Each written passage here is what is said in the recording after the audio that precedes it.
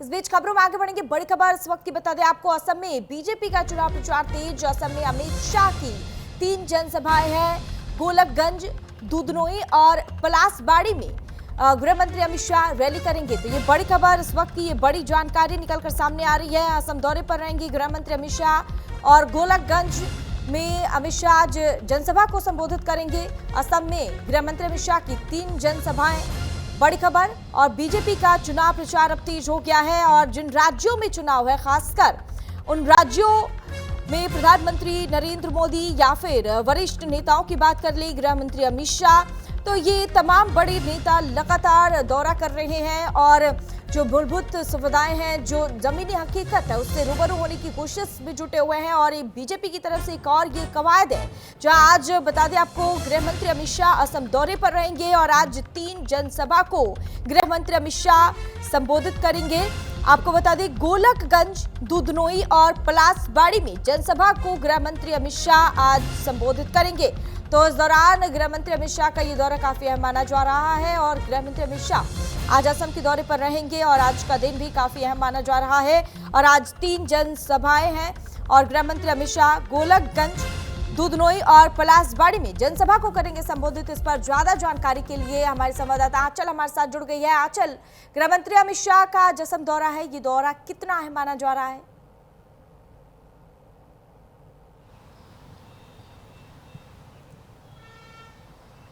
बिल्कुल, देखिए गृह मंत्री अमित शाह हमेशा से जो पूर्वोत्तर के राज्य हैं उनका दौरा पहले भी करते आए हैं, लेकिन अब क्योंकि असम में विधानसभा चुनाव है और ये विधानसभा चुनाव में अपनी एक बढ़त बनाना और खास करके एनडीए को मजबूत करना, ये कहीं ना कहीं कोशिश जरूर यहाँ पर भारतीय जनता पार्टी की है और गृह मंत्री अमित शाह की है। इससे पहले हमने देखा है कि नॉर्थ ईस्ट में अक्सर जो है 2 समुदायों की लड़ाई के बीच में नॉर्थ ईस्ट जूझता रहा है, लेकिन जिस तरीके से उन समाज को बुलाकर दिल्ली में, चाहे हम मैती समाज की बात करें, कुकी समाज की बात करें, उनमें एक सहमति और एक आपसी तालमेल बनाने की कोशिश जरूर केंद्र सरकार ने दिल्ली से की थी। लेकिन अब क्योंकि पूर्वोत्तर के राज्यों की हम यहाँ पर चर्चा कर रहे हैं, तो पूर्वोत्तर में असम की अगर हम बात करें तो असम एक अहम भाग है, पूर्वोत्तर का एक अहम राज्य है, जहाँ पर अक्सर हेमंता जो कि वहाँ के सीएम है, हमने उनके कंट्रोवर्शियल बयान देखे, कुछ हार्ड डिसीजंस भी देखे, लेकिन अब चुनाव में उस और कह सकते हैं कि जो चुनावी कार्य होता है किसी भी पार्टी का, चाहे जनसभाएं करना, रोड शो करना, जनता से बात करना, उसमें भारतीय जनता पार्टी लगातार जुटी हुई है। और इसी कड़ी में देखिए गृह मंत्री अमित शाह लगातार असम के दौरे पर है। कल भी असम में थे और आज भी देखिए असम में उनकी 3 जो है जनसभाएं कार्यक्रम होने वाले हैं, यानी कि दोपहर 12 बजे के करीब से देखिए उनके कार्यक्रमों की शुरुआत होगी और शाम 5:30 बजे तक उनके कार्यक्रम जो है वो चलते रहेंगे, बैक टू बैक कार्यक्रम है। इसके साथ ही ये भी बताते चले कि असम में गृह मंत्री अमित शाह ने कांग्रेस पर जमकर निशाना साधा है। उन्होंने सीधे तौर पर ये कहा है कि कांग्रेस ने 15 साल जो है असम को घुसपैठियों के हवाले कर दिया था। कई ऐसे जिले हैं जिनमें एक बड़ी संख्या में घुसपैठियों को आने दिया कांग्रेस ने, यानी कि विपक्ष पर जमकर निशाना साधा है कल गृह मंत्री अमित शाह ने। और आज भी उनकी 3 जनसभाएं होने वाले, कार्यक्रम होने वाले हैं, जिसमें कहीं ना कहीं माना जा रहा है कि कांग्रेस पर इस बार एक बार फिर से आज गृह मंत्री अमित शाह बरसते हुए नजर आएंगे, क्योंकि जो मैनिफेस्टो आया है भारतीय जनता पार्टी का, उसमें भी ये साफ तौर पर लिखा हुआ है, चाहे घुसपैठियों का मुद्दा हो, रोजगार देने का मुद्दा हो, उन तमाम चीज़ों पर भारतीय जनता पार्टी और एनडीए जो है वो काम कर रहा है और आगे भी करेगा। यानी कि केवल घोषणा पत्र नहीं, उस घोषणा पत्र को धरातल पर उतारना, ये भारतीय जनता पार्टी जो है कहीं ना कहीं प्राथमिकता पर रहती है, ऐसा बीजेपी नेताओं का कहना है। हालांकि अब ये देखना होगा कि असम में और कितना बेहतर प्रदर्शन जो है इस बार भारतीय जनता पार्टी करेगी। जी बिल्कुल, आज जिस तरह से आपने बताया कि अब तो देखना होगा कि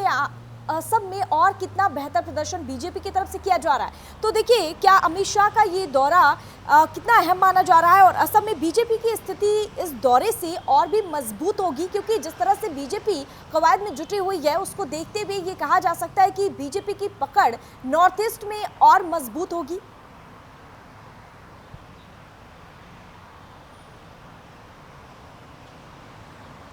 बिल्कुल, देखिए लगातार पूर्वोत्तर में भाजपा जो है अपने आप को साबित करने में लगी हुई है। इससे पहले आपने मिजोरम में देखा होगा, जहां पर मिजोरम में आज भी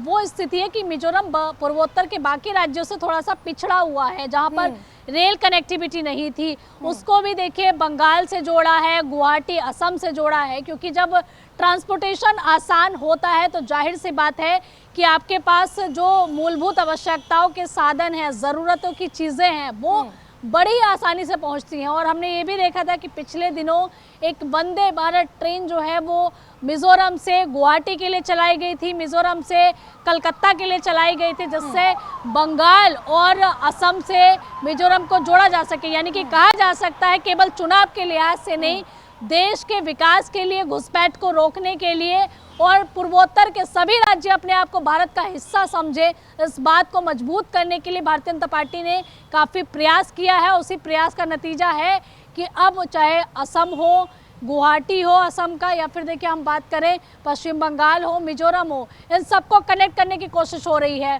बंगाल को बिहार से कनेक्ट करने की कोशिश की गई है, काफ़ी ट्रेनें जो हैं वो चलाई गई हैं। और असम यानी कि आपने यहाँ पर पूर्वोत्तर को मजबूत करने की बात पूछी थी, तो कहीं ना कहीं देखिए भारतीय जनता पार्टी की कोशिश ये, गृह मंत्री अमित शाह की कोशिश ये है कि पूर्वोत्तर को न केवल चुनावी लिहाज से मजबूत किया जाए, बल्कि देखिए उसको मुख्य धारा से जोड़ने के लिए, जो बाकी राज्य जिस तरीके से आगे बढ़ रहे हैं विकास की धारा में, उसी तरीके से पूर्वोत्तर के राज्य भी अपने आप को भारत का हिस्सा समझें और इसके साथ ही अपने उन राज्यों का विकास हो, सुविधाएं पहुंचे, इसके लिए लगातार प्रयास चल रहा है। जी, प्रयास चल रहा है। और जिस तरह से आपने भी बताया कि चाहे वंदे भारत ट्रेन हो गई, रेल कनेक्टिविटी की बात करें, तो हर तरह से नॉर्थ ईस्ट पर पुरजोर कोशिश की जा रही है, नॉर्थ ईस्ट पर सरकार का, भारत सरकार का पूरा नजर है और विकास भी किया जा रहा है। तो कहीं ना कहीं ये जो मूलभूत सुविधाएं मिल रही है तो इसका असर भी पड़ेगा आने वाली टाइम में। ठीक है, तमाम जानकारी के लिए आचर बहुत बहुत शुक्रिया आपका।